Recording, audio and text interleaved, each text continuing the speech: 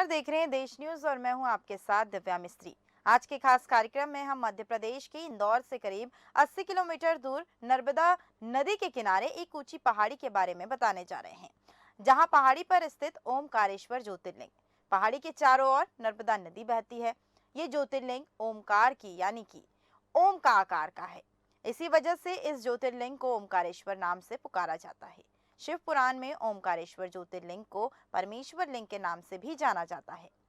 यहाँ रात्रि में सोने के लिए शिव और पार्वती आते हैं। ऐसा मानना है कि ओमकारेश्वर ज्योतिर्लिंग को लेकर धार्मिक मान्यता मानी गई है, जहाँ बाबा भोलेनाथ यहाँ रात्रि में स्वयं के लिए और पृथ्वी पर ये एकमात्र ऐसा मंदिर है जहाँ शिव पार्वती रोज चौसर पांचेर खेलते हैं। रात्रि में शयन आरती के बाद यहाँ पर प्रतिदिन चौपड़ बिछाए जाते हैं और गर्भगृह भी बंद कर दिया जाता है। अगली सुबह ये पासे बिखरे हुए मिलते हैं। आश्चर्य की बात तो यह है कि जिस मंदिर के भीतर रात के समय परिंदा भी पर नहीं मार पाता है, वहां पर हर दिन चौपड़ बिखरे पाए जाते हैं। ओमकारेश्वर एक हिंदू मंदिर है। बता दें कि यह मध्य प्रदेश की खंडवा जिले में स्थित है। यह नर्मदा नदी के बीच मनधाता या शिवपुरी नामक से द्वीप पर स्थित है। बता दें, यह भगवान शिव के 12 ज्योतिर्लिंगों में से एक माना जाता है। सदियों पहले भील जनजाति ने इस जगह पर लोगों की बस्तियां बसाई और अब यह जगह अपनी भव्यता और इतिहास से प्रसिद्ध है। यहाँ पर एक मोटक्का गांव से लगभग 14 किलोमीटर दूर बसा है। यहाँ द्वीप हिंदू पवित्र चिन्ह ओम के आकार में बना है। यहाँ दो मंदिर स्थित है। ओमकारेश्वर का निर्माण नर्मदा नदी से स्वतः ही हुआ है। यह नदी भारत की पवित्रतम नदियों में से एक है। जिस ओमकार शब्द का उच्चारण सर्वप्रथम सृष्टि विधाता के मुख से हुआ था, वेद का पाठ इसके उच्चारण किए बिना नहीं होता है। इस ओमकार का भौतिक विग्रह ओमकार क्षेत्र है। इसमें 68 तीर्थ है। यहाँ पर 33 कोटि देवता परिवार सहित निवास करते हैं और 2 ज्योतिष स्वरूप लिंगों सहित 108 प्रभावशाली शिवलिंग भी मौजूद है। मध्य प्रदेश में देश के प्रसिद्ध 12 ज्योतिर्लिंगों में से 2 ज्योतिर्लिंग विराजमान है। बता दें कि एक उज्जैन में महाकाल के रूप में और दूसरा ओमकारेश्वर में ओमकारेश्वर ममलेश्वर के रूप में विराजमान है। बता दें कि ओमकारेश्वर प्रारंभ से भील राजाओं की राजधानी थी और लंबे समय तक ओमकारेश्वर भील राजाओं के शासन का क्षेत्र भी रहा है। देवी अहिल्याबाई होलकर की ओर से यहाँ नित्य मत्रिका के 18 सहस्त्र शिवलिंग तैयार कर उनका पूजन करने के पश्चात उन्हें नर्मदा में विसर्जित कर दिया जाता है। ओमकारेश्वर नगरी का मूल नाम मानधाता है। जानकारी के अनुसार राजा मानधाता ने यहाँ पर नर्मदा किनारे इस पवित्र पर घोर तपस्या कर भगवान शिव को प्रसन्न किया था और शिव जी के प्रकट होने तक उनसे यही निवास करने का वरदान भी मांग लिया। तभी से उक्त प्रसिद्ध तीर्थ नगरी ओमकार मानधाता के रूप में भी पुकारे जाने लगे। जिस ओमकार शब्द का उच्चारण सर्वप्रथम सृष्टिकर्ता विधाता के मुख से हुआ है, वेद के पाठ और उसके उच्चारण किए बिना नहीं होता है। इस ओमकार का भौतिक विग्रह ओम आकार है। बता दें कि 68 तीर्थ और यहाँ पर 33 देवी कोटि यहाँ पर देवता निवास करते हैं। शास्त्र मान्यता है कि कोई भी तीर्थ यात्री देश के भले ही सारे तीर्थ कर ले, किंतु जब तक ओमकारेश्वर आकार किए गए तीर्थों का जलाकर यहाँ नहीं चढ़ाता, उसके सारे तीर्थ अधूरे माने जाते हैं। ओमकारेश्वर तीर्थ के साथ नर्मदा जी का भी विशेष महत्व माना गया है। शास्त्र मान्यता के अनुसार जमुना जी में 15 दिन का स्नान तथा गंगा जी में 7 दिन का स्नान जो फल प्रदान करता है, उतना ही पुण्य फल नर्मदा जी के दर्शन मात्र से प्राप्त हो जाता है। कुबेर भंडारी मंदिर का इतिहास यह है कि इस मंदिर में शिव भक्त कुबेर ने तपस्या की थी तथा शिवलिंग की स्थापना भी की गई थी, जिसे शिव देवताओं का धन दाप्ति भी मनाया गया है। बता दें कि कुबेर के स्नान के लिए शिव जी ने अपनी जटा के बाल से कावेर नदी उत्पन्न की थी। यह नदी कुबेर मंदिर के बाजू से बहकर नर्मदा जी से मिलती है, जिसे छोटी परिक्रमा की भी जाने से भक्तों ने भी प्रयक्ष प्रणाम के रूप में भी देखा है। यह कावेर ओमकार पर्वत का चक्कर लगाते हुए संगम पर वापस नर्मदा जी से मिलती है। इसे ही नर्मदा कावेरी का संगम भी कहते हैं। इस मंदिर पर प्रतिवर्ष दिवाली की 12 की रात को ज्वार चढ़ाने का विशेष महत्व है।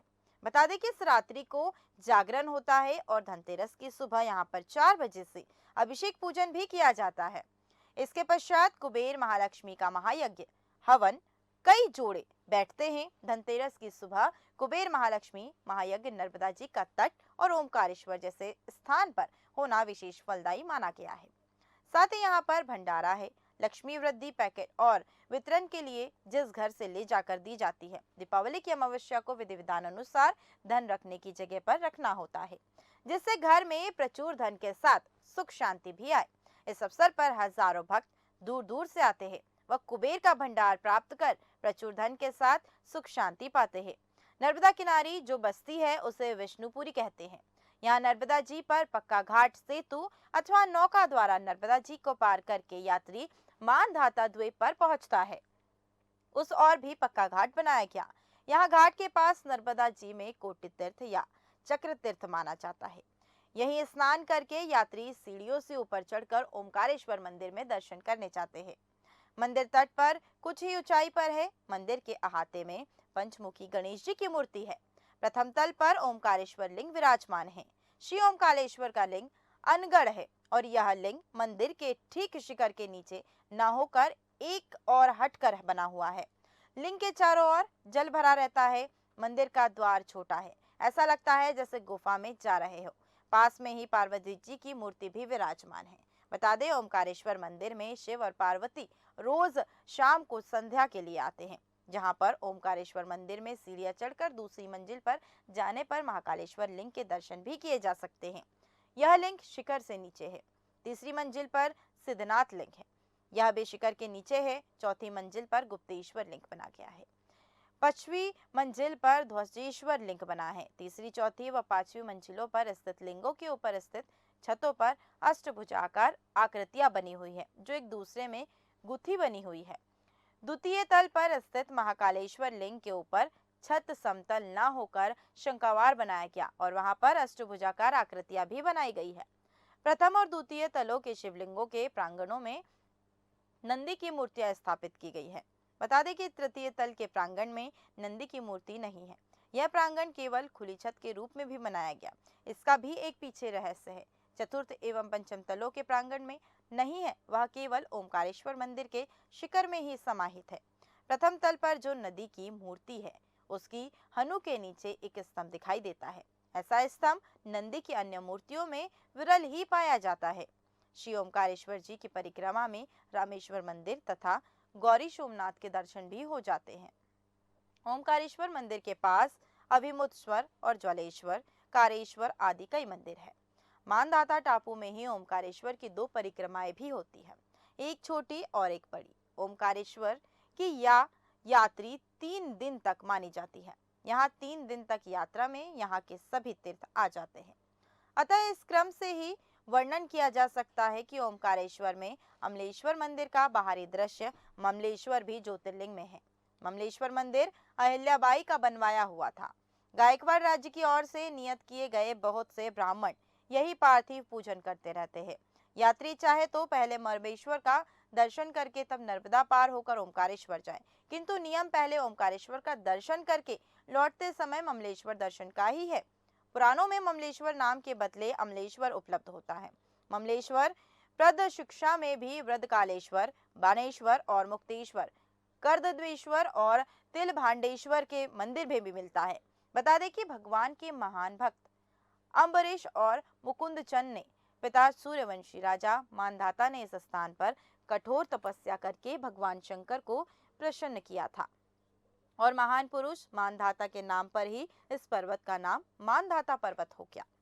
ओमकारेश्वर लिंग किसी मनुष्य के द्वारा गड़ा तरासा या बनाया हुआ नहीं है, बल्कि यह प्राकृतिक शिवलिंग है।